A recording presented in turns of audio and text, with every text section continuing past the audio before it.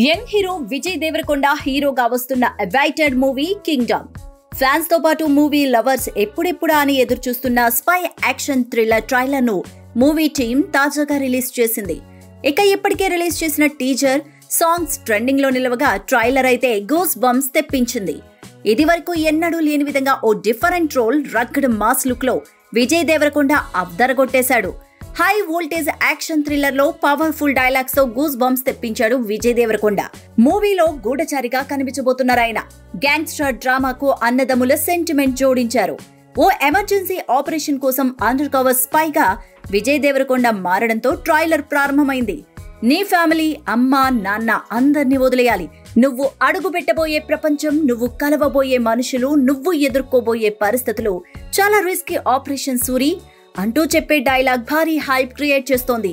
ఓ సాధారణ constable under cover స్పైగా వెళ్ళగా ఆ గ్యాంగ్ కు లీడర్ అతని అన్నే ఉంటాన్ని ట్రైలర్ ను బట్టి అర్థమవుతోంది. ఇక విజయ్ దేవరకొండ ఓ సాధారణ కానిస్టేబుల్ నుంచి స్పై ఆఫీసర్ గా ఎలా వెళ్లాడు?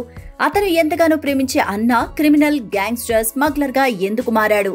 అన్న కోసం తమ్ముడు విజయ్ దేవరకొండ ఏం చేశాడు? అసలు ఆ ఎమర్జెన్సీ ఆపరేషన్ ఏంటి?